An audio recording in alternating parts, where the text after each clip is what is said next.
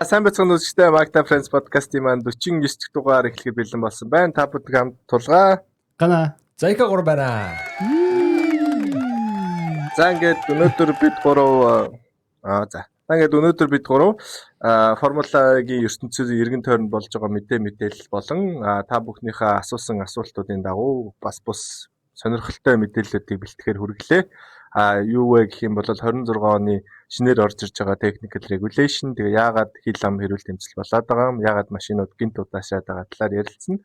Тэрний дараа болохоор маа нэг үзэгчтэй топ 10 подкастын дундуур гэдэг болоо оруулал зүгээр юм байна штэ гэд хамгийн эхлээд топ 10 осол хамгийн том ослуудын талаар ярьж өгөөч гэсэн тэрийг оруулсан.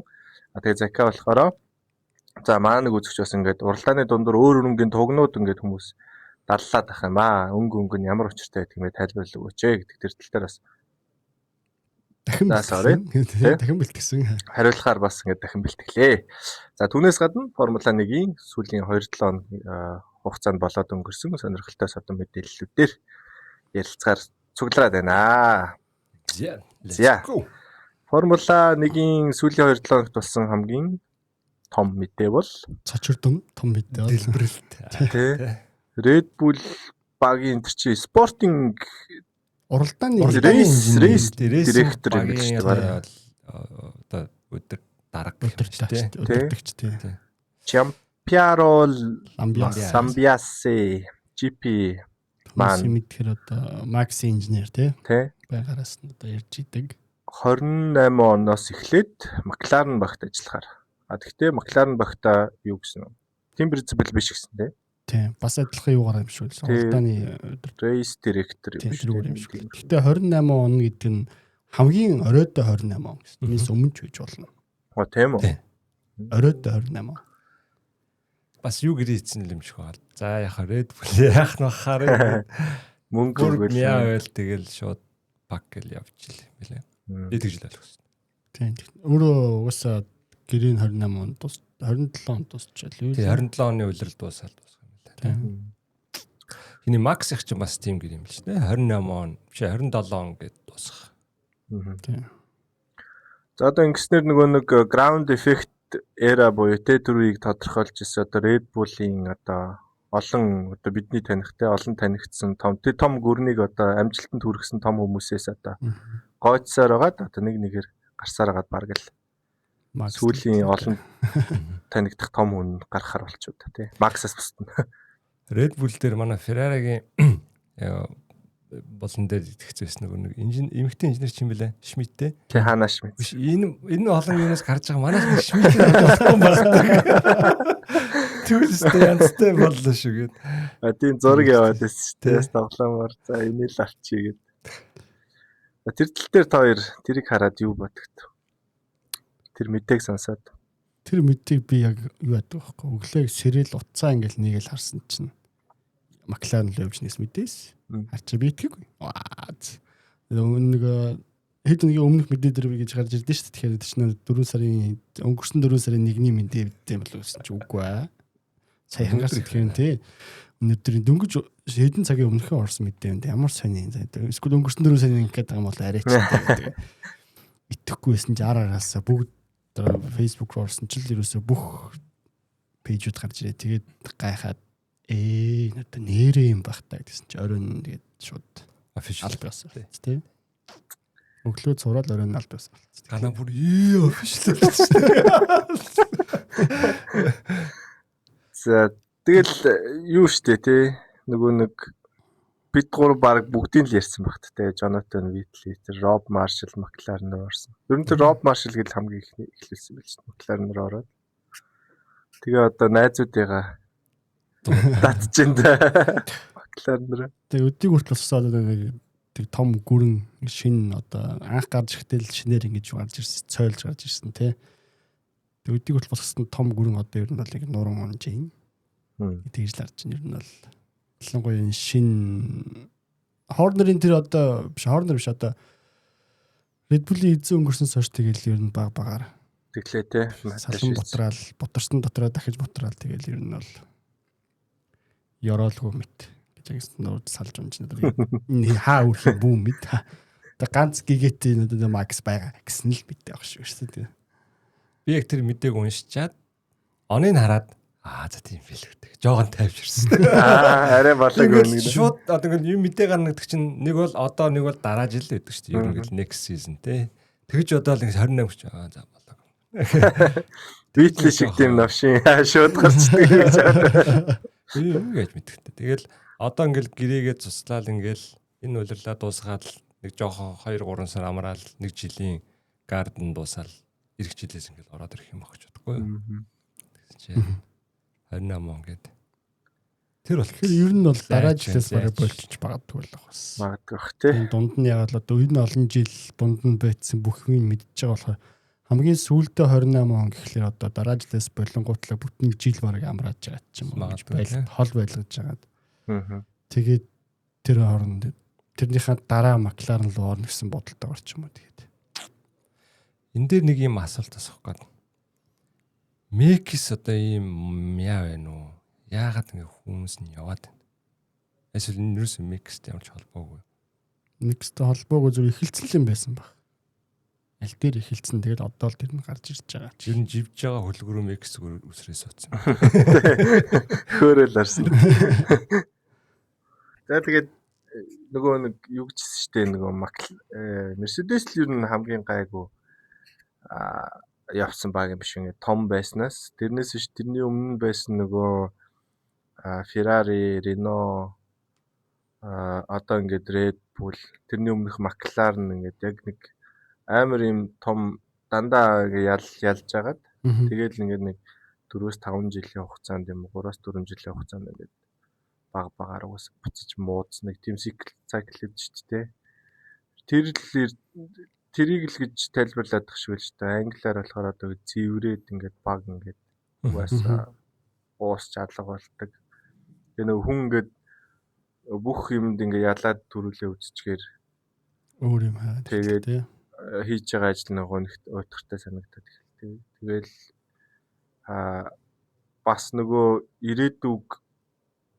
ирээдүйд ингээд хаана ингээд ялж байгаа баг байна. Тэрлөө ингээд амархан өсөрдөг.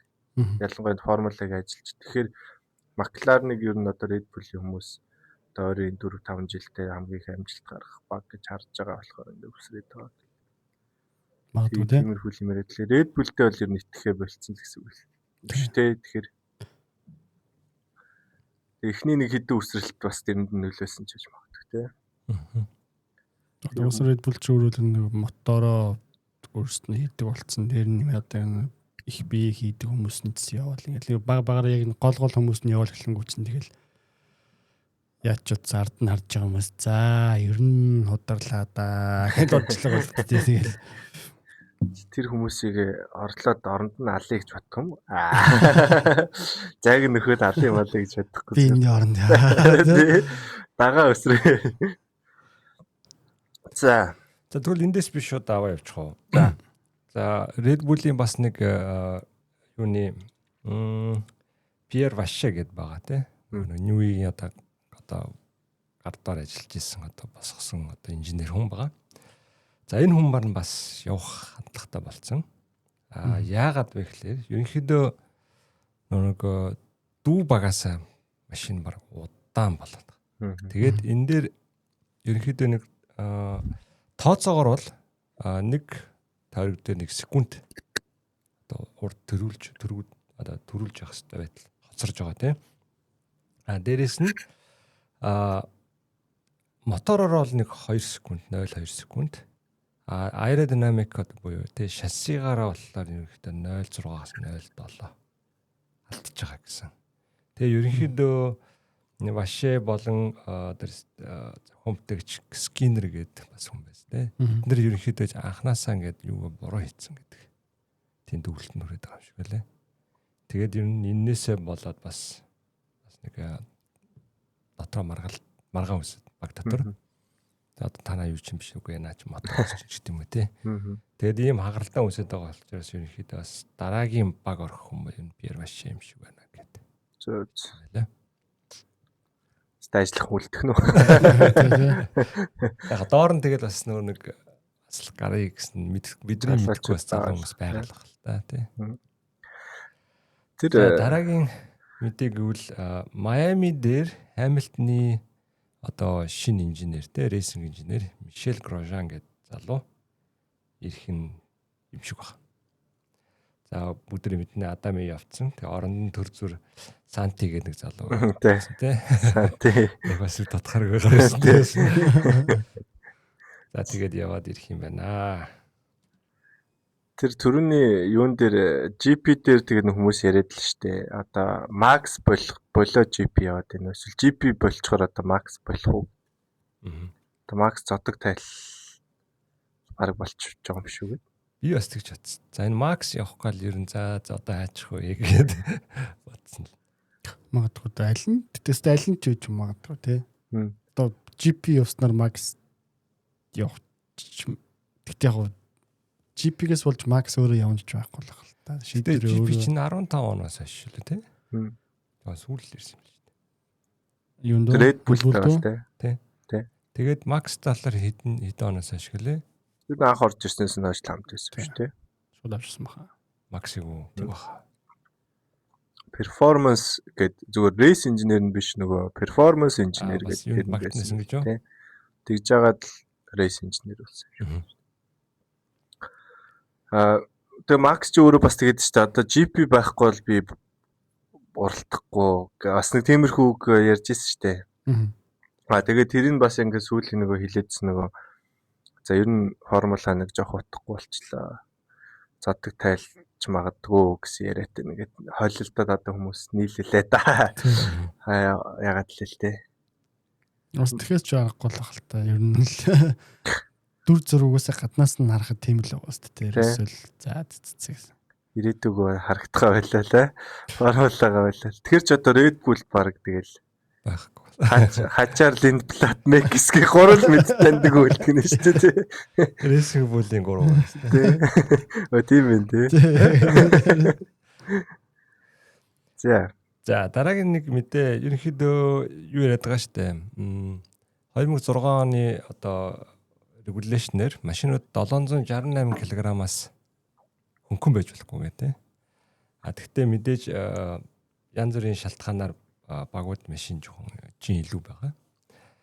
За тэгээ нийт 11 багаас 4 машин одоо багийн машин одоо жиндээ таарж байгаа гэдэг. Энэ бол Mercedes, Ferrari, Audi, McLaren.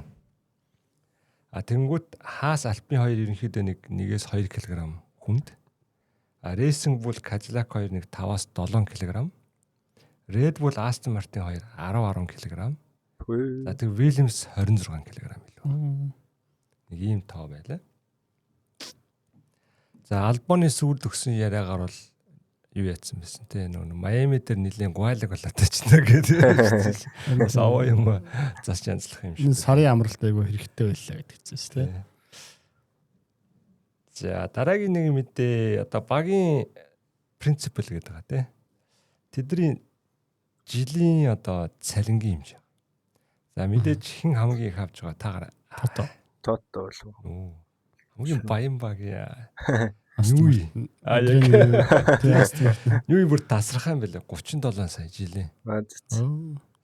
Хоёрт яваа Зак Браун жилийн 12 сая. Гур дахиад. Юу бүр тоотой яг цалингаа биш өөр юм авч байгаа тийм. Өөр юм авч байгаа тийм. Тэнгүүт Wolf 3-т 8 сая. Тэгээ Vasseur Binotto энэ 3 адилхан 8 сая жилийн евро. Тэгээ араас нь Vouws $7.5, Mix 7, Stella 6. Тэн Stella хин Zab Brown-ыг иш оруулсан л лээ. Тэгээ Permain Racing Bull-ийн 5 сая, Briatore 2.5 сая, Komatsu 2 сая, Loudon Cadillac-ийн 2 сая, тэгээд Alpine-ийн Nielsen 800 мянга. Бас яг л жолооч шиг нэг тийм зинбаа энэ. Багийнхаа рейтинг юугаар бас доошлоо яваад. За нэр нэг том яригдсан бас нэг шүүм гэх юм бол 2031 оноос одоо энэ моторын регуляшны одоо хугацаанд дуусаад ерөнхийдөө V8 моторлоо эргэж очих яригдж байгаа. Тэгээд цахилгаан хэсгийг бүр авч хаяад ямар ч цахилгаан юм байхгүй. Гэхдээ түлш нь өөрөө бие 100% бие түлш. Одоо л нэг холимог байгаа шүү дээ. Нэг тэдэн хувь нь заавал био байх хэрэгтэй энэ төргээд тийм бүр 100% био болгоод оруулж ирэх юм шиг лээ. За энэ бол мэдээж утгаараа мотоспортлох нэ гэж. Тийм. Хайбрид мотоспорт гэж. Хайбрид ч хэдэн оноос эхэллээ? 14 14. Тэгээ одоо 30 донд чинь за бараг нэг 15 6 жилийн дараа урах нэ. Сонгосон. Мод иргэнэ гэдэг байна шүү дээ. За энэ дээр яг нэг юун дээр түрүүн GP Max Entry ярин дээр тулгуурлаа нэг юм их яриа байгаа шүү дээ.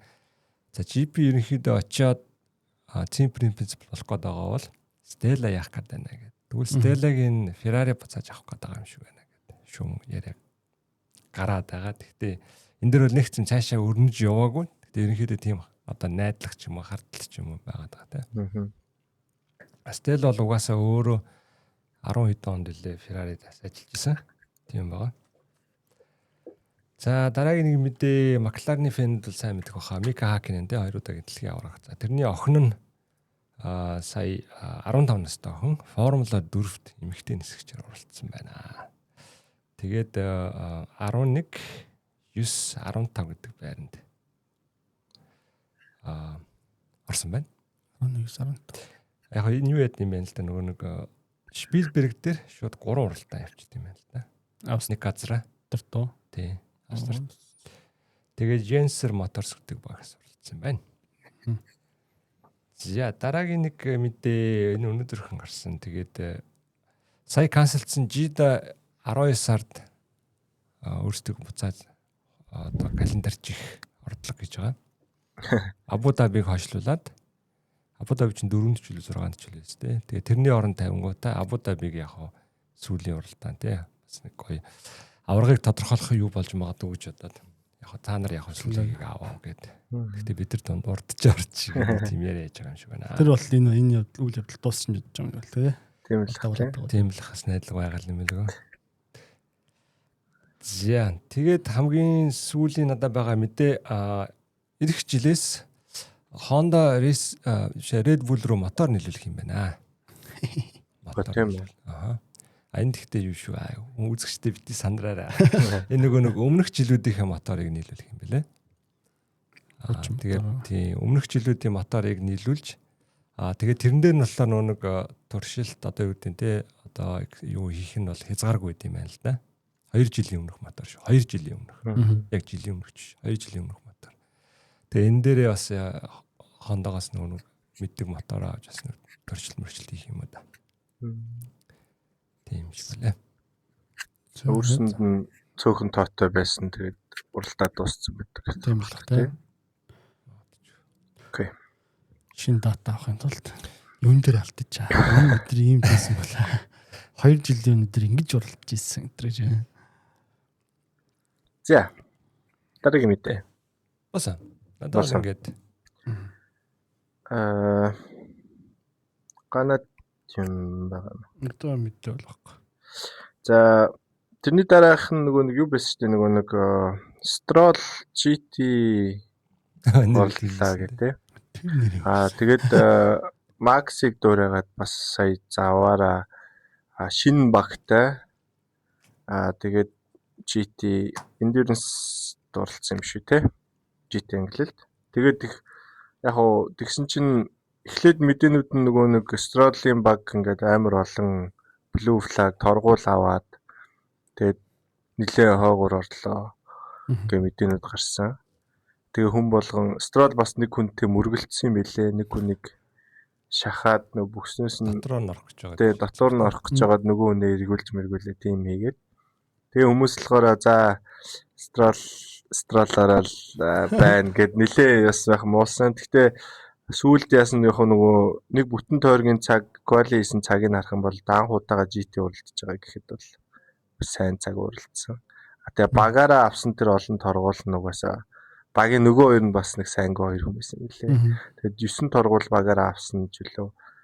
Тэрний 6-аг нь нөгөө хоёр нь их төрүүлж аваад тэгээд Stroll болохоор тэр нэг хүнийг хойноос нь мөргсөн гэдэг нэг торгуултай. Тэгээд нөгөө нэг хойноос нь хүн гүйцэж яхад нөгөө нэг анзаарч зам тавьж өгөөгүй гэдэг нэг тийм хоёр торгуул аваад.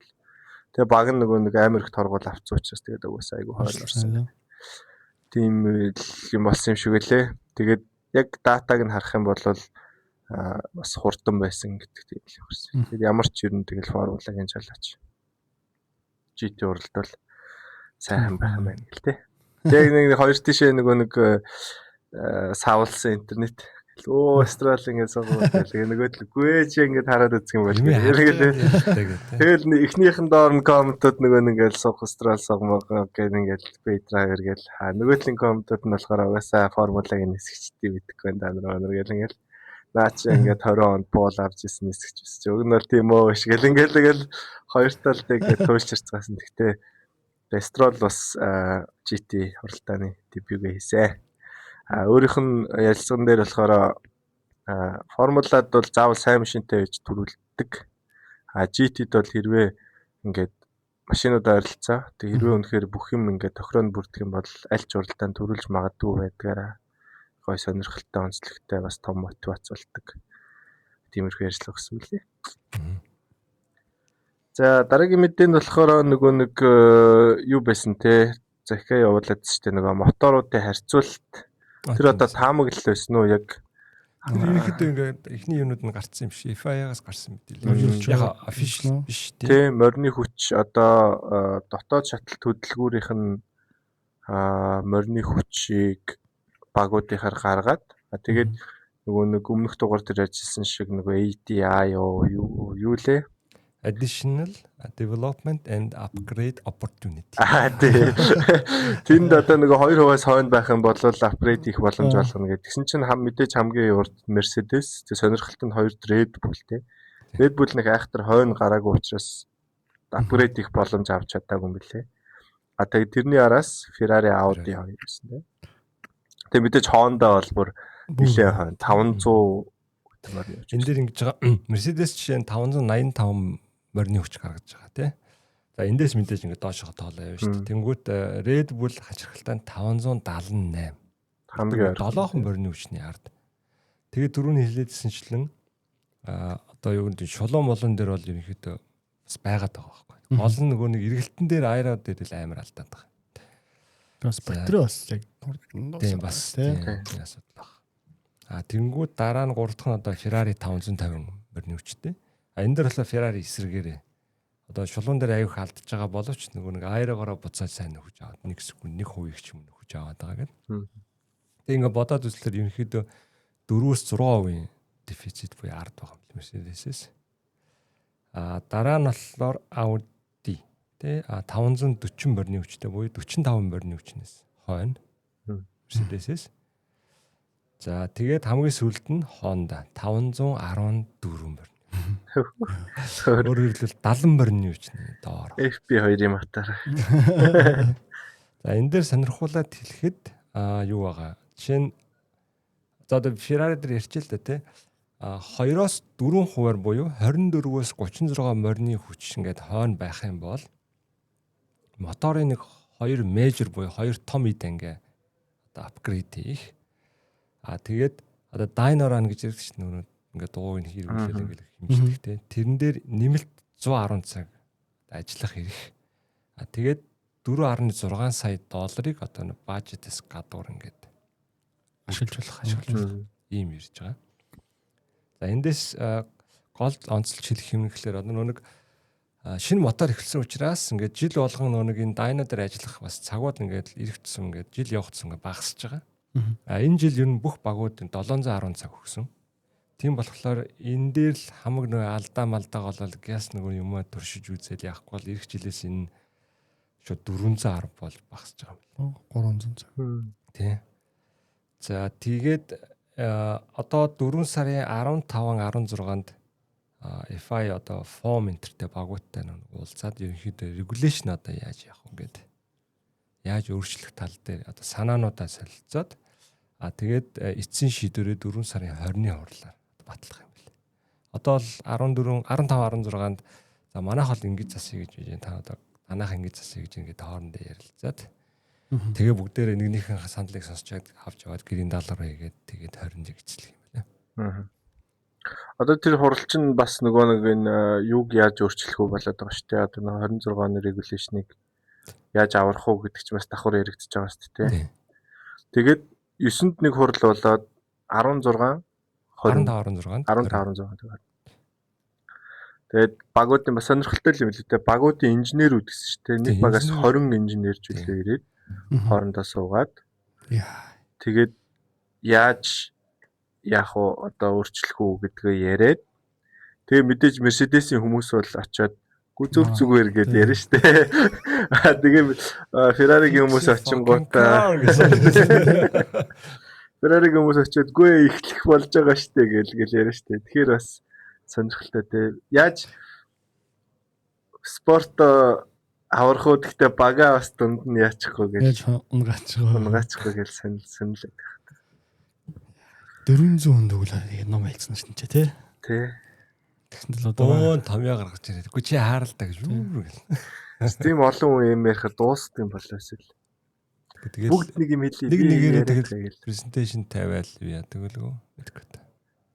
Сонирхолтой юм бол хоод. Тэгээ Ferrari-г тэгснэ нөгөө хоёр апгрейд хийх боломжтой боллоо гэсэн тийм. Яг тэр нөгөө нэг эхний ранк нь болохоор 2-оос 4. Тэн дээр болохоор нэг том юу идэг засаад нэг нэмэлж байгаа цаг нь 50 цаг могч арай бага.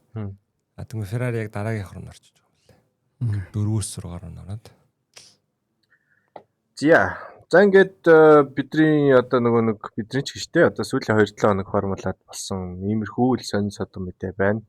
Дайнтай холбоотойгоор 2 уралдаан канселдэгдсэн эсвэл нэг нь хойшлсон ч байж магадгүй те болчоод байна. Тэгээд дараагийн уралдаан Майами. Тэгээ Майами дээр одоо саяны олон хуралтай холбоотойгоор одоо бүх юм бас ресет хийгдэж магадгүй. Одоо батарейтай холбоотой Оли Бермний ослолтой холбоотой өмнөх ярьсан шүү дээ.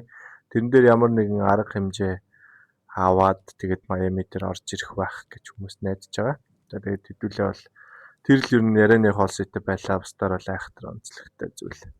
Энд дээр нэмэлч одоо ингээд одоо мотор дээр одоо ингээд шинжилгээ хийнэ гэж шүү дээ. Тэр шинжилгээг хийгээд хамгийн эртдээ одоо жишээ нь Ferrari хурднаараа хийлээ гэхэд 8 сар марлаа. 8 сар сайжруулаад орж ирэх. Сайжруулалт нь одоо ингээд сайжруулах эрхээ авчвал одоо ингээд батлагдчихвал тэгээ юмаа хийгээд ингээд явсаар байтал тэгээ 8 сард л ирэх юм. Тийм л хаалт тий. Бэлдсэн юм байх юм байна. Байгалах л та. Байгалах. Үгүүдээ хэлэхэд нөгөө нэг компьютер дээр хийсэн юм байна. Тийм л хэ. Хэрвээ манайх хойно байвал энийг сайжруулах. Дунд нь тэгээ туршилт мөршилтэй хийгээл бас. За одоо тэгээ манай үзэгчдээс саяны мэдээнүүдийн талаар коммент үлдээгээрэй. GP Max зодог тайлах үгүй юу? GP яагаад McLaren руу явах болов те? Red Bull юу нь юу болоод байна? Тэгээд одоо саяны моторын тоонууд ч юм уу те. Тэр болгоны талаар бүгдээрээ коммент үлдээгээрэй, лайк дараарай, subscribe хийгээрэй. За дараагийн булан сэдв юу руу усрах юм бол топ 10 булан руугаа авах. Гэж үү? Топ 10 булангийн энэ удаагийн дугаар хамгийн амар 10 осол формулагийн юу ялалт яг амар гэхээсээ илүү хамгийн ихнийх юм байна бас амар эхлэвчл нэг хөлтэй болоод явчих учраас сүүлийн 20 жилд болсон ослоос одоо амьд үлдсэн те одоо ямар тийм осол гимтэл том гимтэл амар тийм аваагүй одоо амьд үлдсэн юм уу тийм ослууд ер нь бол бэлтлээ Крожано баа тэр нэгтэй болоо. Үгүй би энийг юу ачлаа зүгээр яг тэгж тэрнээс энэ гэсэн нэг тийм нэг ослоор нь ранглаг зүгээр шууд 10-ыг л бэлтсэн байгаа. За нэг талаар юу Роберт ихний за нэгдүгээр гэдэг. Роберт Кубица BMW Sauber багтахта Монреалийн 2007 оны уралдаан. Одоо хамгийн одоо юу байсан хурдтай хэсэг дээр 300 гаруй км цагийн хурдтай явж байхдаа хин лээ тэр юм чиг. Замаас гараад яг юм жижиг юм тугуур дээр өсрөнгүүтлээ хан очиж мөргөөд тэгээд тэр бетон хан жижиг юм ашлаг байсан замын задлалт тэрийг очиж мөргөөд замаас гараад ер нь бол ослцсон нэлээд том ослолтой орно. Тэгээд тэр мөргөхдөө 75G очиж мөргсөн гэж. Тэгээд нөгөө одоо тухайн үед л одоо юу яаж байгаа юм л да машин бас арай гайгүй байсан тулд амьд үлдсэн. Ер нь бол машинаас юу ч үлдээгүй нэг аварын одоо хэсэг байгаа шүү дээ. Тий. Тэрнээс нь ингээд унтсан байж чад нарахад хөлн харагдчихсэн ил.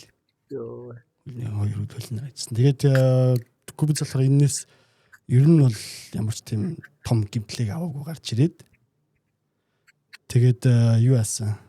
Яг тухайн үедээ мөргснийхэн дараа ингэж ухаан алдсан гэж байгаа байхгүй 75 инжээр мөргсөн учраас ухаан алдсан. Гэхдээ асуудал гараагүй дараагийн уралдаанаас нь уралдсан. Тэгээд яг 1 жилийн дараа тэр Монреалийнхаа уралдаанд одоо ганцхан дөрөвгээ тийм авсан гэж. Бенвегийн бас ганц юу тийм бах тий. Дараа нь болохоор Карлос Сайнц руки жилдээ Торороос багтахтай 2015 оны Сочигийн Гран Прид. Бас нэг одоо сайн нэг юу яасан да түрүү жил Саржент нэг яг нэг Саржент тухай нэг DRS-тэй торомслоод ингээд замаас гарч мөрдөн штэ. Дүүхан аа. Дүүхан лөө. Тий, дүүхан. Тэрэн шиг бас яг ингэж хурдтай хэсгийн дараа ингээд торомс гიშх үедээ жолоодлого алдаад хан очиж мөргөд тэгээд нь урд дугуун салаад тэгээд тэр чигээр чигээр очиж мөргөд юу яасан байгаа. Замаас гараад ийм нэг эрдэнэ хан ашлагууд шүү дээ. Тэрийг очиж мөргөд тэнч очиж гатцсан. Тэрийг мөрөхдөө бас 45 G-гээр очиж мөргсөн чинь. Тэрийг очиж мөргөж гацаад ингээд дээгүүр нь ингээд юу яатсан. Эрдэнэ нэг одоо нүд дээр нь тэгээд гаргаж авах гэж бас нэлээд удаад 20 30 минутлаад тэгээд юу яасан гэж мэдээлэл ерөөсөй байхгүй. Яг амьд байгаа мэдээлэл нь байхгүй. Тэгээд хүмүүс тэгээд тий жоохон нэлээд сандарч ирнэ юу яасан. Гэхдээ зүг зүг гарч ирд маргааш нь уралдаанд орсон. За 3 талаар Сержио Перезийн бас Сауберт байхдаа Монакогийн Гран Прид 2011 онд оролцож байхдаа Сайнцтай бас төстэй. Нэг дүнээс гарч ирдэ штэ. Тэгтээ торомс гიშгээд гэсэн чинь бас ужлоодлого алдаад хажуудлын хан мөргөөд нэг чигээрээ шууд бас эрзэн одоо хаалтыг очиж мөргсөн. Тэгтээ 80G. 80G-ээр очиж хан мөргсөн чинь яг баг тоорч чадаагүй юм тий.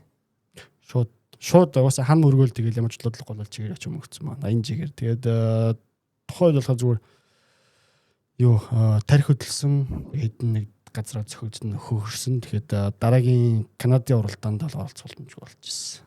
Тэгээд тэрнээс хойш уралдаанд оролцсон гэж байна. Дөрөв талаар Red Bull-ийн Марк Вебер 2015 оны Валенсиагийн уралдаанд хоёрт эхлээд тэгээд эхлэхдээ нэг хоошо бүр хамгийн ард орцсон. Тэгээд урагшилж явах хугацаанд юуны Lotus-ийн нэг Hackney Cavalier араас гүйц төрүүлж байгаа. Шулуун дээр гүйц төрүүлж байхдаа араас нь Кавалин торомж арай жоохон гэдэг подкаст эрт гიშгснээр араас нь ч мөргөө дийшээ нисдэг тий. Тэгээ ямар ч жолоод агаар дээр ингэж эргээд явна 99 оны юун дээр болдог шиг 99 онд явсан бензин бас нэг юу байсан шүү дээ. 24 цагийн уралдаанд ослигээд нэр боо юм болсон шүү дээ. Өөрөө ингэждэг. Тий. Яг тэрнтэй адилхан нисэж очоод мөргөө тэгээд яа бүр ярал хараад явж шүү дээ. Тэгээд тэрний дараа бас юу болж яач юу гэж яг дотроос нэг өрүүлээ гаргаж шидэд тэгээд за зүгээр юм тий. Тухайн зөв уурлаад юу ч лог юм шиг гараад ирсэн гэж байхгүй машинаас ингэ буугаад ирсэн. Чинчинг амар нисчихсэн байж тий. Тий. Гадаа сархал бараа энэ нарыг өгцөндэй гэж яах вэ? Тийм болоогүй. Тавтан талаар Фернандо Алонсо Макларанд багта Мельбурн 2016 онд бас гүйц төрүүлж явах үедээ хаасын араас очиж мөргөөд тэгээд мөргснийхэн дараа замаас гараад хажуу талаар ирсэн учраас зам дээр эргэж жагаад тэгээд яг хан очиж бетон хан очиж мөргөд зөксөд тэрээсээ гарч ирэхдээ бас нэлээд доголт моголж гарч ирсэн. Тэгээд тэр үеийнх нь мөргсөн хэмжилтэн болохоор 45G ойролцоогоор байсан гэж. За тэр дараагийнх нь 6 талаар Роман Гарсиан 2020 онд хааст багта бас тийм шин дөнгөж уралдаа явна дахиад нэг рестарт хийгээ тий эхэлж яхад замаас гарч мөргөөд тухайн үед одоо энэ үеийн одоо яг нэг юу нэлээр одоо тэр хаалт шинэ хаалт тий хаалаа хаалууд тэр чинь бас Gloria гэдэг лөө. Ариун өөр нэрлэдэг лөө. Тэр ер нь бол амийн аварсан. Яг тэр нэг хаалт ийм завсрын голоор ороод машин 2 салаад тэгээд тэр хаалт байсан тулд толгойг нь тастаж өгөх юм уу та. Тэр бол тухайн үед бол ер нь бол бүх мэдээр гарч ирсэн тийм. Ер нь л яг тэргүүрч бас Netflix ч тусдаа бүр нэг анги гаргацсан байсан мэт тийм. Тэр ослоор нь. Drive to Survive тэр. Тэ. Нүд бас ер нь сүүлийн хэдэн жил хараагүй тийм том ослуулсан ч гэсэн аз болж одоо зөвхөн гарна жоохон ч нэлээд түлэгдснээр л ер нь амьд үлдсэн ер нь бараг л өгөх шийдэлтэй байх та. Тэ. Тэгээд тэр тухайхан мөргсөн бас хэмжилтээр 67 жигээр басаа тэгээд тэр хэсгийг очиж мөргсөн гэж байна. Энэ болохоор одоо сүүлийн модерн одоо бүх болсон учраас тий ерөөсөө Бэлийн л галны амбалттай биш байсан бус нь галны амбалттай байсан болохоор ер нь тэгж том гэмтлийг аваагүй. Миний дараагийн болохоор бас дахиад хаасах Мик Шумахер 2 хуваагддаг тий. Тэр нь энэ болохоор яг 2 хуваагддаг нь яг бол бас биш. Тэгтээ бас нуусаа манай үуч бас нэлээ олон сонгоцтой тий. 2 хуваагдгийн ч барыг орж болно. Тэгтээ 22 онд бас дахиад Q2-т оролцож байхдаа Jeddah-гийн оролдоонд.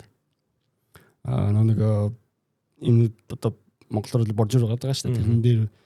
Тэрэн дээр гараад хан очиж бас мөргсөн. Тэр нь болохоор 270 км цагийн урттай явж байхдаа хан мөргөө. Тэгээд бас нэлээд удаан хариу өгөхгүй чимээгүй байж байгаа. Тэгээд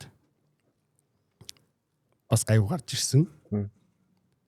За энэний дараагийн болохоор Alfa Romeo-гийн Joe Ganyu 22 оны Silverstone уралдаан дөнгөж эхлээд дөнгөж эхлээд бас л нөгөө нэг хаалуугийн одоо буйнаар бас амьд үлдсэн. Тэгээд бүр замаас тэр чигтээ гулгаж гарч явсаар хагаад гарч яваад гацаад тэгээд хин чин George Russell тий George Russell хүртэл өөр араас нь ичгүүждэг тий бас тухайн үед бас нэлээд л ийжсэн тий ямар судлалаагүй гарч ирээд уралдаанд үргэлжлүүлсэн. Энэний дараа болохоор 9 онд 21 оны Silverstone Red Bull Max Verstappen Lewis Hamilton дээр дараа тухайн үедээ тийм тухайн үед сүүлийн хэдэн жил нэлээд олон жил хараагүй тийм ривал үсгдсэн тэр хоёр чинь одоо хүмүүсийн бас хамгийн их хэрүүл үсгдэг зүйл шүү дээ тий. Тэгж одоо Hamilton тэгж орохгүй байсан албаар тэгсэн тий. Тэгээ тухайд бас 300 гаруй км цагийн урдтай явдаг л тухай тий тэр Silverstone хэсэг чинь. Тэгээд тэр нь л бас 50 жигээр очиж мөргсөн гэдэг. Тэгээд нэлээд олон хэрүүл дагуулсан учраас одоо тухайд сенсац болсон учраас нээс орууллаа. За 2000 хамгийн сүүлийн болохоор 2009 оны Hungaroring-ийн Felipe Massa гэсэн. Яг өмнө явж исэн Barrichello-гийн машинаас нэг юм push унснаар яг тэр үед зүгээр унаад газар ингээ ойж хооронд нь яг ойгоод очиж ихтэн тийм Massa явж таараа тэгээд ирээд Massa-гийн шлемийн дуулахын хаг зөхөө. Тэгээд тухайн үед бол яг хинч юу бас нэг юм л ойлгохгүй яач юу гэж хэлсэн тийм. Тэгээд удаашруулсан бичлэг ингээд үзсэн чи яг тэрнэр зогсно гэдгсэн. Тэгээд тэр дороо одоо нэсэ зэрэгээр имлэгт хүрэгдээд шууд хагалганд орсон. Тэр хагалганд нэлээд том амьсыг одоо амьнас нэг аврах хагалгаа хийгдээд тэгээд чи чинь баг бас нэлээд сар гарan байцсан баха имлэгт чинь бас. Ер нь бол өөрийнх нь бас тэр яг тухайн одоо сизон ер нь бол дуусаад тэгээд Унграас явчаад Бразилд очиж байсан юм бэлээ. Гавлын ясандаа юм ган юм хавтан гэх юм уу хийлгсэн. Jax шиг болсон шүү дээ. Авто хийлгээд тэгээд улирал дууссаны дараа хуучин Ferrari-гийн машинтаа ингээд тест хийгээд эхлэхдээ одоо юу ч болоо юм шиг санагдаж байна. Юус тийм болсон санагдахгүй нэ. Тэгээд дараа улирлаас нэргийж оролцсон гэж. Тэр чин гол нь ингээд ухаалчаа тэр чигээр явсаар байгаа тань мөрөгчдөө шүү дээ.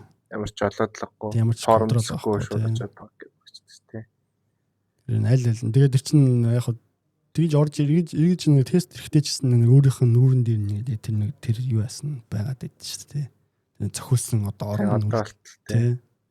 Тэгээ тэр үед юу яд юм л чинь нэг тэгж ирж цогсон нөө тэр төмөрнийх нь одоо жин ойролцоогоор 1.5 тонны жингэр ирж 1 тонч цогсон. Өөрөө бас хурдан явж байгаа. Тий, хурдан явж байгаа. Тэгээд төмөрний жингэр үздэг. Ойролцоогоор тим жингэр цогцсон хэмжээний хүч авсан. Уусаа малгай нэг задарсан байд шүү дээ.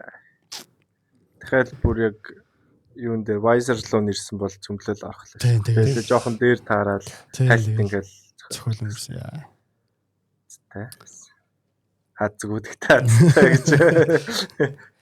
Зүгээр болж болох юм. Онгор инженерч бас мундаг биш шүү те. Тэр үед одоо манай батлан хамгаалахын ирсэн байгаа юм дээ. Шууд хүн идэрсэн гэдэг шүү дээ. За ингээд те манай эхний топ 3 бидээ бэлтгэсэн Канада баярлаа. За манай үзэгчд бас саяны ослуудын талаар эсвэл саяны ослуудыг шууд үзчихсэн хүмүүсээ бас комментар үлдээгээрэй.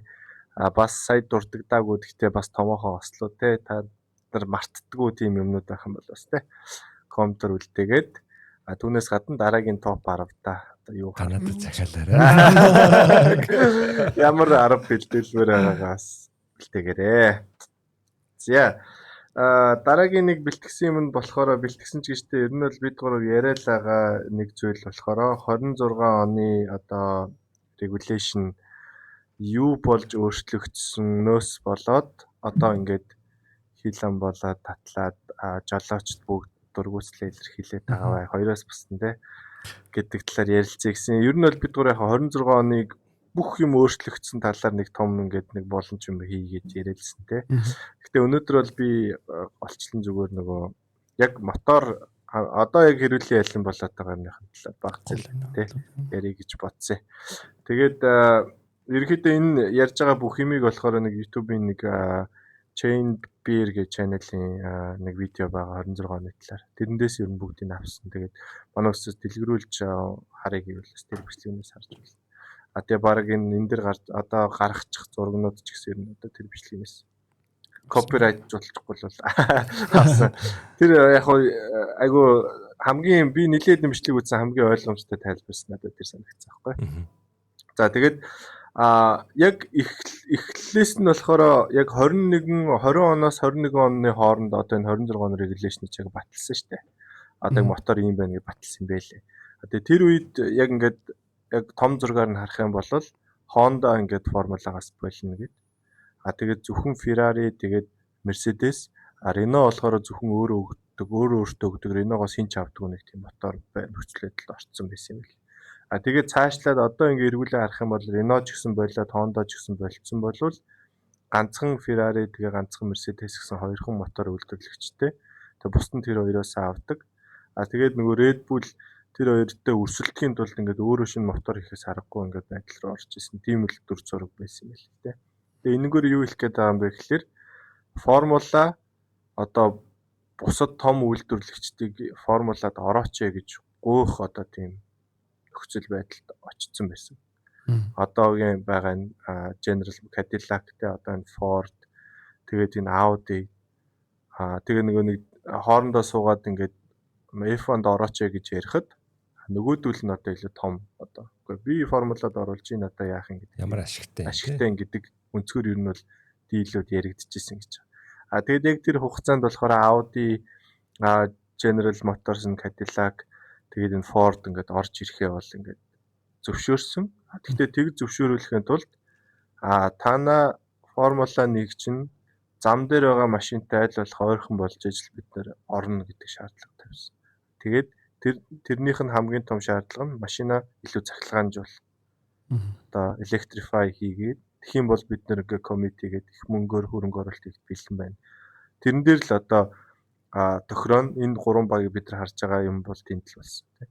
Тэгээд 26 онд орж ирэх regulation-ыг формула өмнө нь 80-20 гэдэг одоо дотоод шаталтын хөдөлгүүр батарей цахилгаан хөдөлгүүр хоёр байсныг 50-50 болгож өөрчилсөн одоо энэ тэр шийдвэр одоо яг тухайн үед одоо ингэж гарсан гэж байгаа байхгүй. Тэгээд зөрүүлээд болохоор одоо тэр шинээр орж ирж байгаа ялангуяа Audi-гийн тавьсан нэг том шаардлага нь бол одоо энэ MGU H гэдээ байгаа. Мотороос гарсан яндангаас гарч байгаа халуун агаарыг ашиглаж буцааж турбогоо эргүүлдэг энэ системийг огт байхгүй болгох гэдэг шаардлага тавьсан. Яагаад гэвэл нэгдүгээр одоо Mercedes, Ferrari, Red Bull-ийг маш сайн хийгээ сурцсан. Бид нар хойноос нь гүйцэж эднэртээ өрсөлдөх одоо боломжгүй. Хоёрдугаар тэр нь ингээд маш үнэтэй технологи. Тэгээд энгийн зам дээр явдаг машин тэрийг хийх боломжгүй. Тэгээд ямар ч холбоо байхгүй. Гуравдугаар та нар ингээд нэг жингээл хасж байгаа л те. Тэр чинь бас ингээд тодорхой бас жин хасах элемент учраас тэрийг авчаа гэдэг одоо MGU-H авч байсан те. Тэгэнгუут нь зөрүүлээ заавд орж ирж байгаа бол гээд формула дотор байгаа багууд нь за уртлын дугуугаараа батарей зэнэглэхгүй гэдэг дээр ингээд хатуу зогсоод. Тэгээ хоорондоо ингээд дийл явсаар байгаа л одоогийн яг энэ нөхцөл байдал дээр одоо ингээд ирсэн те. Тэнгууд яг 22 онд Horner, Max бүгдээрээ хэлжсэн шүү дээ. Одоо ийм сонир регуляшн одоо шулуун дээр бид нар ингээд хурд удаашрахыг араага буулгахыг хардаг тийм юм хүлээж байна. Энийг засахгүй мүү гэдсэн. Тэгэхээр тухайн үед болж исэн ярианаас л одоо бүгдээрээ яг иймэрхүү болох юм л гадарлаж исэн. Хичээгээд байгаа.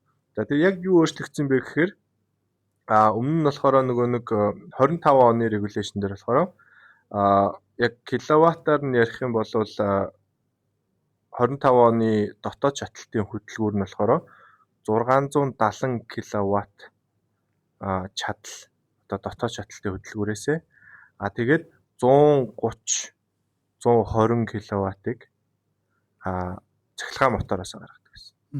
Тэр нь болохоор 26 он руу шилжихдээ дотоод шатлалтын хөтөлбөр нь V6 hybrid хэвээрээ. Гэхдээ 400 киловатт нь дотоод шатлалтын хөтөлбөрөөсөө цахилгаан моторыг 3 дахин ихсгээд 350 киловатт нь цахилгаан мотороос гарч ирнэ. Тэнгууд энэ нэг баг 50 яг нарийн тоог нь бодох юм бол 53 47 гэдэг байгаа л. Өмнөх нь болохоор нэг 81 19 нэг 80 78 гэсэн нэг тийм тоор болчихж байгаа. За энэ нь тэгээд ингээд шилжсэн. Тэгээ ингэхдээ болохоор MGU-H гэдэг нэг буцаа турбогоо эргүүлдэг юм авч айсан. Тэр нь бол нэг одоо эхлэхэд бид нар удаан ойрлуулад байгаа одоо тэрийг бол эхлээд турбо лаг авч гэдэг юм авч яхын тулд мотороо халаагаад халааж эхэлдэг тийм юм руу болгосон. Нөгөөх нь болохоор бидний уралдаан дундуур явж байгаа гинт машинуудааsaa турцаад байгаа юм болсон. Тэгээд энэ их одоо тэр нэг 350 киловатт гэд байгаа шүү дээ тий. Тэр чадлыг гарах тэр мотор ингээд 100% та ажиллаад тэгээд нэг формулагийн машины одоо ингээд нэг тойрогт цуглуулах ингээд цахилгаан энергийн хэмжээ байгаа шүү дээ. Одоо 8.5 мегажоуль гэдэг тохиролцсон. Энэ нь бол 25 онд 4 мегажоуль гэдэг одоо бага хэмжээтэй байсныг 2 дахин ихсгээд нэг тойрогт одоо 8.5. Гэхдээ уралдаан хооронд өөрчлөгдсөн 8.5 болгож ихсгсэн. Тэгээ энэ тон цагаараа юу хэлж ийнэ вэ гэхээр нэг тойрогт чи ингээд хурааж болох бүх зэнгээ цахилгаан мотороо тултал нь ашиглах юм бол нэг 24 секундын дотор ингээд батарей чинь 100-аас 0 болтол дуусна. Тийм тоо юм бэл. Тэгээд зөрүүлээд батарейны багтаамж гэж нэг юм байна. Тэгвэл багтаамж яасан бэ гэхээр багтаамж бол яг хэвээрээ одоо яг нэг моментэд формулагийн машин 4 мегажоуль цахилгаан энерги хадгалж чадна батарейнд.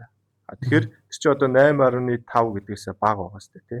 Тэгээ санаа нь бол одоо чи тэр дөрвийгөө нэг шулуун дээр ингэж ашиглачаад тоормслохдоо буцаагаад нөгөө дөрвийгөө буцааж дүүргээд эргэж гарч яваад дараагийнх дээрээ дахиад нөгөө дөрвийгөө ашиглаад тэгээд дараагийн тоормслох цэг болонгууд дахиад буцааж нөхөөд ингээд яг нэг юмыг нэг одоо 100-ийн пошигтэй ингээд усыг ингээд бүтэн тойрог ашиглах биш жижигхэн 20 ингээд литрийн ингээд жижиг юмыг олон дахин нөхөж ингээд нэг тойргийн турш ашиглах одоо тийм нөхцөл байдалтай байгаа юм л л дээ.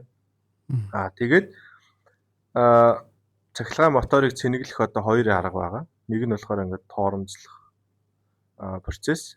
Тэр нэг engine braking буюу моторын арааг ингээд багасгахаар буцааж нэг моторын тоормжлж байгаа нь ингээд тоормжлын педалаар бацах биш. Буцааж цахилгаан мотороо эргүүлж өөрийг нь цэнэглэх. Хоёр дахь нь болохоор супер клипинг гэж бидний яриад байгаа. Мотор ингээд цахилгаан дотоод шатлалтын хөдөлгөөр ажиллаж байгаа. Тэрний ингээд ажиллаж байгаа одоо тэр 400 кВт-ийн 50-ыг нь батарейгаа цэнэглэхэд ашиглаад 350-ыг нь машинаа явуулахад ашиглаад. Тэгэхээр яг нөгөө бид нэр зарим ингээд нөгөө нэг том одоо чинь Австрали дээр харагдсан шүү дээ. Амар том юм брейкинг зон байхгүй. Их урт брейкинг зон байхгүй. Торомжлох хэрэггүй.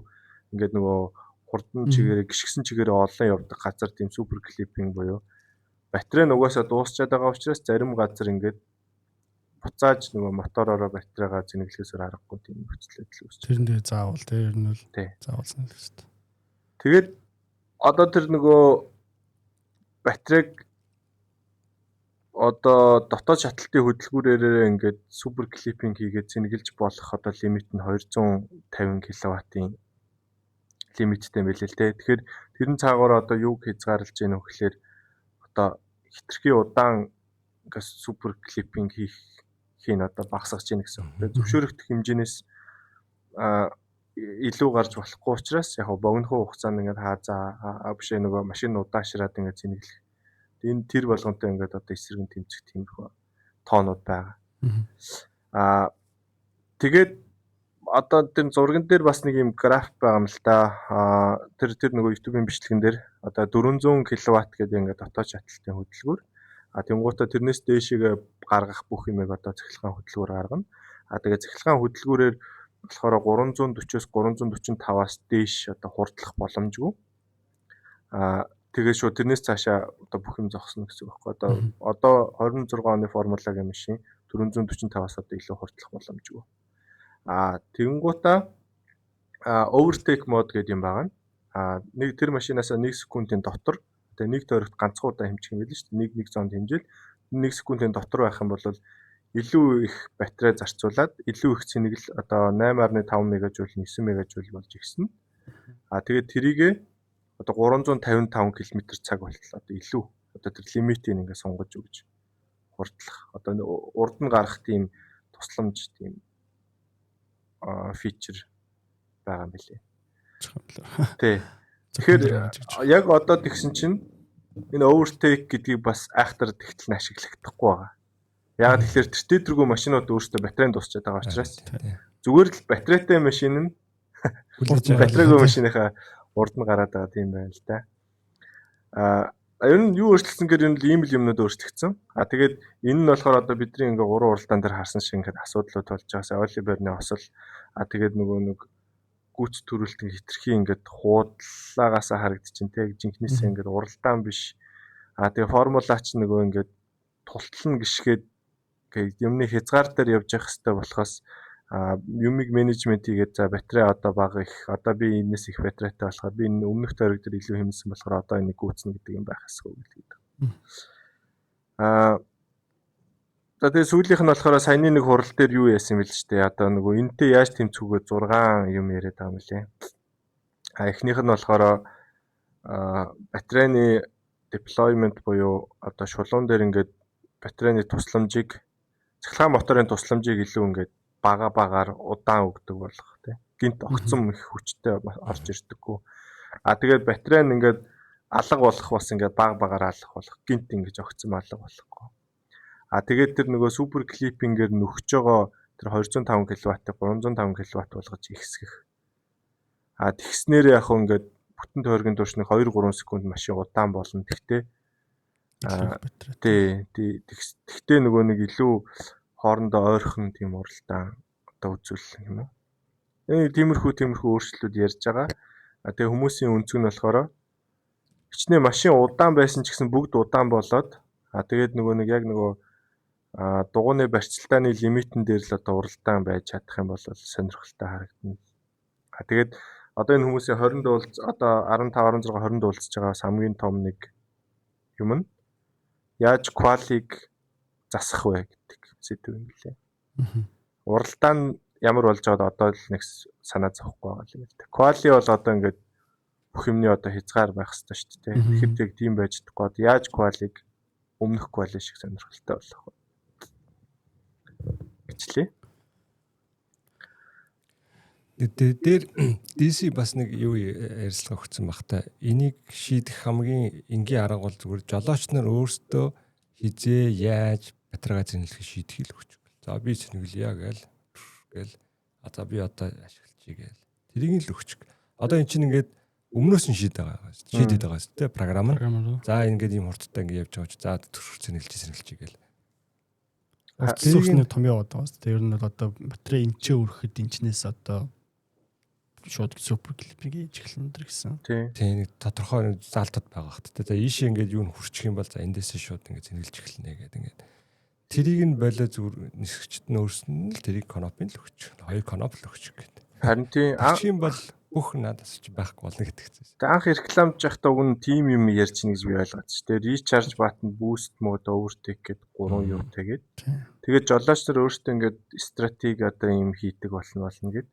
Тэгээд гэсэн чинь одоо хараад ахаар яг тийм биш юм шүү. Нэг хинч тийм юм уу ашиглахгүй юм шиг бараг л. Тэр overtake нэг ганц хоёр л ашиглаж байгаа. Тэгээд байхгүй. Хизээ цэнгэлэх нь эсвэл нөгөө юу л болц. Угаасаа л тодорхой ингээд хитрхи ингээд бүгд угаасаа адилхан юм хийж л хурд явах болчиход байж байна. Тийм л. Тэгээд угаасаа юу н хүрэхгүй тэгэл яг тодорхой зэг дээр очиод дуусаал тэгэл дахиад ашиглаад дуусаал ингээд нэг цикл нэг адилхан болчиход. Тэг нэг илүүдээ гарсан юм байхгүй болохоор юу стратеги ихтэй гэл тэг байгаа юмаа л ингээд тусчны ашиглах юм бүх багт адилхан болчиход байгаа юм шүү дээ. За тиймэрхүү юм болоод байгаа. Тэгээд та бүхэн бас зурагтай ингээд бичлэгэн дээр харуулаад ойлгомжтой байгаа. Тэгээд тиймэрхэн байгаа. Тэгээд манай үзэгчдээс түүнээс гадна бол нөгөө одоо ground effect нь болсон, машин жижигхэн болсон, жин багассан. Тэгээд нөгөө straight mode, cornering mode гэдэг байгаа. Тэр болгонд бол тэгээд ер нь бол одоо хүмүүс баг ойлгоод эхэлсэн баг. Хамгийн төвхтэй одоо юм л одоо энэ мотор ягаад ийм батарей гэдэг болчихроос бол тэрийг ярьлаа. Тэгээд бас нэг сонирхолтой юм нь болохоор нөгөө нэг DRS-ийг авчаад нөгөө хоёр юм хоёлаа straight mode онгоно гэдэг байгаа шүү дээ. Тэр чинь бас нөгөө нэг энэ моторын хүч багассантай холбоотой оруулж ирсэн юм байл л дээ. Одоо машины жин, моторын хүч хоёр ч одоо ингээд хоорондоо уялдаатай шүү дээ. Одоо хөнгөн машинд хичнээн одоо морины хүчинд бага мотор хийсэн ч гэсэн хурд явах боломжтой тий. Тэнгууд нөгөө нэг шулуун дээр явж байгаа сүрх хүчийг дахиад уртлын мингээрээ багасгаж чадах юм бол одоо энэ бага зэргийн моторын одоо морины хүч буурж байгааг зүрхэнд нь тийм оруулж ирсэн юм байл л те цаанаа. Уул нь бол чадхаараа аль талд нь ихийн нэг тулгуулан тураахгүй гэдэг шиг юм болсон л юм. Гэтэ тэгээ тэр нь яг өөрөө өөрсдийнхөө нүд тураа болоод дуусаад байгаа юм шүү дээ. Тийм энэ нэг том нэрнүүдийг оруулж ирэхин тулд формула одоо ингээд одоо спорт гэдгээсээ жоох ингээд яатсан та буулт игээд бизнес болоод буулт хийцэн тэр нь одоо зөрүүлээд яг өөрсдөө гаалж байгаа юм байл те бүр том зургаар бол. Энэ надад хэр удаа одоо иймэрхүү байдлаар байх уу? Гурлац ярьстай одоо ингээд үзэгчд гэсэн ер нь бол энэ энэнийхээ дагуу ер нь бол багасч байгаа. Сая өдөртөг хүртэл бол үзэгч мөн туллаа шүү дээ. Netflix-ийн Drive to Survive гарснаас хойш 21 оноос хойш ингээд шууд уралдаан бол дуусаад маргааш нь ледэн зарагдахад шууд дуустдаг байсан гэсэн. Одоо тэгээд барыг тэхгүй байх ч магадaltaй болчиход байгаа гэдэг. Тэгээд мэдгүй нөгөө тэр дээр байгаа том хүмүүс нь өөрсдөө хараа ангалд унтсан дээ тэрнээсээ яаж гарах уу гэдгийг бас шийдэж чадахгүй одоо тийм нэг талтаа өгсөн амралт байгаад гэрээ хэлцэр ч юм уу тийм байгаад идэг. Тэгээд нөгөөдгөөсөө гарын ихлээр тэрийг заавал нэг юм зөрчих шаардлагатай болчдөг. Тэгээд гарахгүй бай ихлээр хүмүүс алдчих гэдэг яах вэ гэсэн. Тийм л. Яг дунд нь ингэсэн тэгээ одоо бусад багийнхантай за манайхаа туслаач. Хэдэл одоо энэс харгалгаа юу вэ? Хамт гарахгүй бол хэдлээ зэрэг унлаа. Ерөөсөө тийм л юм хийгээд байгаа сандаа дээр яг одоо тэгээд энэс яаж гарч эргэж үзэгтэйгээ олж явах яаж бидж одоо яг баясгах юм гэдэг л. Дундын нэг юу болох л ахaltaй гаргалаа. Одоо яг тийм баясэл одоо өмнө шиг баясэл биш зүгээр л сонирхол буурах ихний нэг 10 хэдэн лап харчаа. Тийм л за. Тэгээ зарим нь ойлгож ойлгохгүй ч хүн чинь ойлгохгүй юм чинь бүр сонирхол болч тэгээд үдс баахан жөөл мөлөр юу за юм байгаа мэн тэгээд ямар ч тэрийг цэнгэлэх юм байна тэр нь цэнгэлэхдээ яаж яриад байгаа мэдгүй. Батарей дуусч ийн гүйцэрлэхгүй байна. За тэгээд ч ойлгохгүй юм одоо тийм simple биш хитрхи олон юм яриад гэж үзчих чинь бас одоо яг инженер хүн биш дотор нь одоо удаан байгаагүй хүн биш ойлгохгүй шүү дээ. Тэр 6-гийн нэг нь бас одоо энэ батарей зэнэглэх тэгээд deploy хийх энэ системийг илүү энгийн болгох гэж бас нэг тийм байна. Одоо ингээл амар олон газар зэниглэж яах биш. Одоо байгаагаараа ингээл нэг яваал тэгэл туссан бол туссан ч юм. Тэгээ арай энгийн болгомол гэж тиймэрхүү аргалгаа. Хүмүүс ойлгомжтой байх юм бол илүү тэр чи одоо юу гэдэг. Яг үндсэн юм гоё гэж болно л да. Яг ингээд хүн ойлгодог үндэнтэй за одоо батрын ингэж тэгж нэ гоё ойлгоход үзэх юм бол гоё гэж болно. Гэхдээ их хүмүүс тэрийг ойлгохгүй учраас тэгэл хүн чинь ойлгохгүй бол бас орохгүй шүү дээ. Ийм л болоод байгаа юм шиг гэл. Тийм чинь нэг уралдаан биш тэг гэж байнга ингэ яваад талаа бүр ингэ юу болчихдог. Тийм. Үзэх мотивац байхгүй болчихдог. Өмчмөл энгийн байл шүү дээ. Ганц тэгэл нэг цагийг харж байгаа 1 секундээр орсон за тий яриа шүү дээ. Батарейг бол нэг амар гэж авч үзэлгөөс гэхдээ батарей бол байсан тий нэг ямартай ч баг зэргийн батарейтай тий нэг амар тэрийг харж нөлөөлөд байхгүй ямартай ч тий яриа шүү дээ орсон. Одоо гүйцэтгүүлж чадахгүй өдөр гэж юм яа. Тиймэрхүү юм хардаг байсан. Дээр нь баах юм ороод ирэх байсан. За энэ бол ингээд 26 оны тий мотоны өөрчлөлтийн талаар сэдв байлаа. Та бүхэн бас өөрсдийнхөө комментиг дооруул дээрээ.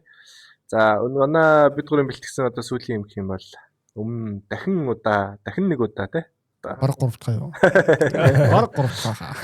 Туг уралдааны дундуур маршлуудын өргөдөг далдаг тугнууд ямар утга учиртай вэ гэдгийг тайлбарланаа.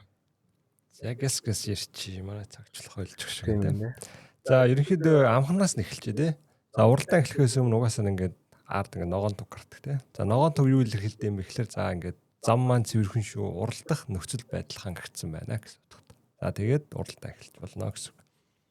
За энэний эсрэгээрээ улаан туг тий. Улаан таг юу илж ийн гэхээр ямар уралдах боломжгүй болсон шүү. Шууд хурдаа хасаад питлейн рүүгээ бол маш болгоомжтой удаан яваа гэсэн залтыг өгж байгаа.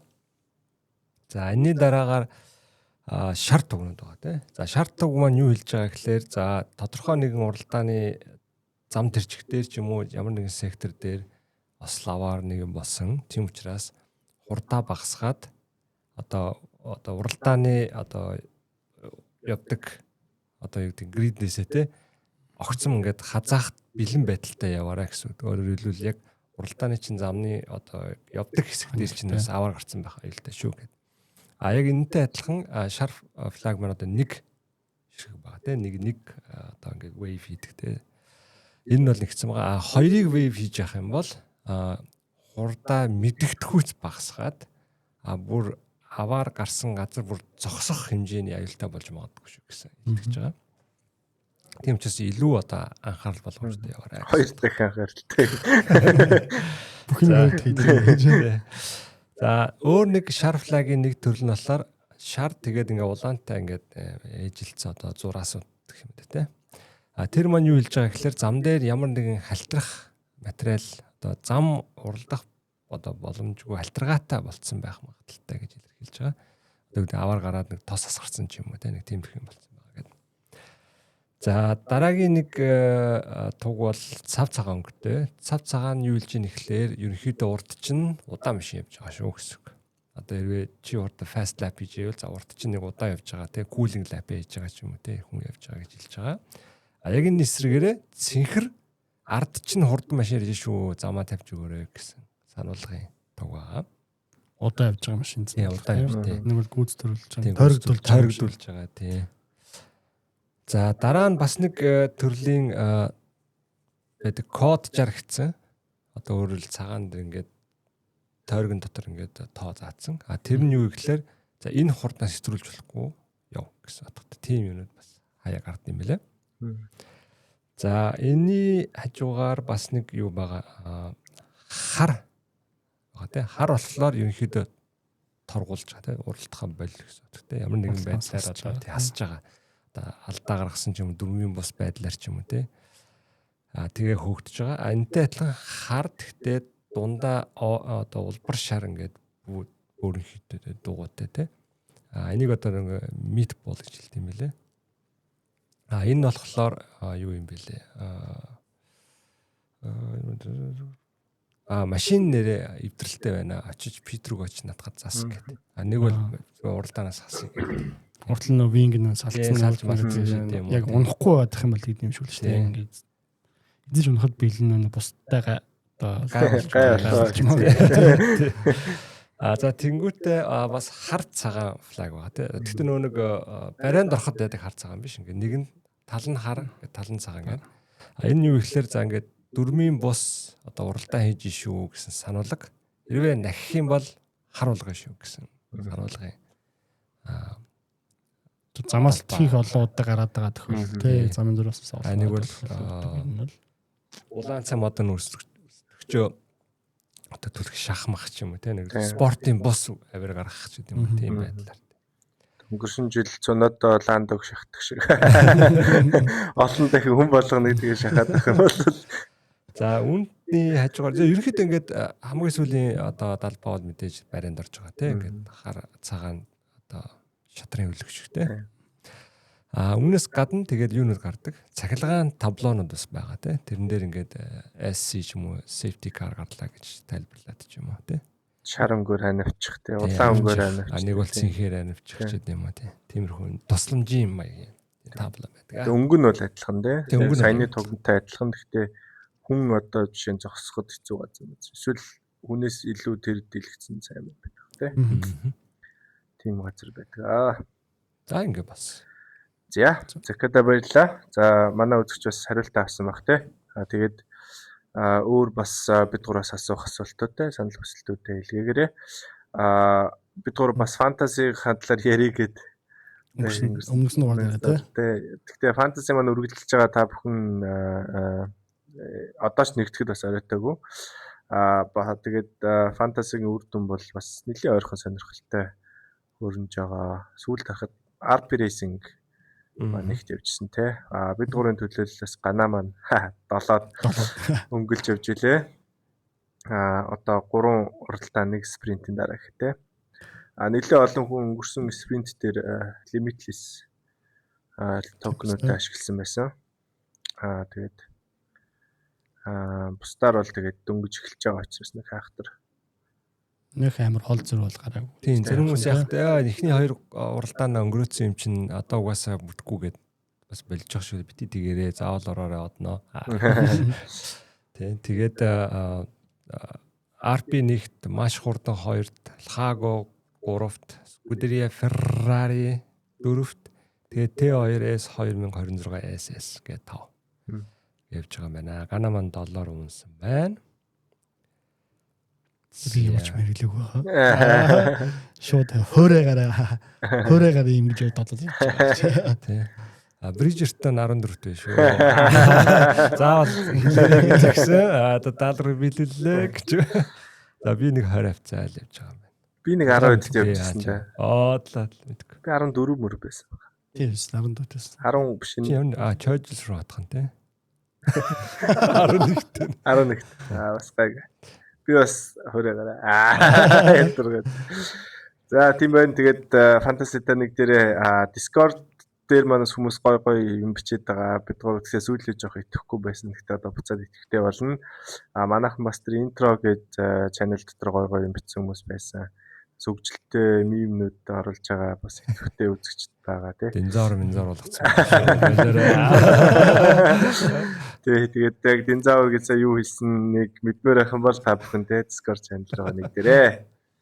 За. Тэгээ манай одоо үзэгч юу ихэнх нь ингээд бас нэг инженер тий. Тэнц гой залуучууд юм байлээ. Тэгэхээр ингээд хамтдаас ямар ингээд community байгаа ингээд мэдгч гой сонирхолтой юм байлээ. Тэгэхээр та бүхэн заавал ороод үзээрэй. За ингээд энэ болтол хамт байсан үзэгчтэй баярлалаа. Ингээд дараагийн дугаараар дахин уулзлаа. Түр баяр та. За баяр та. За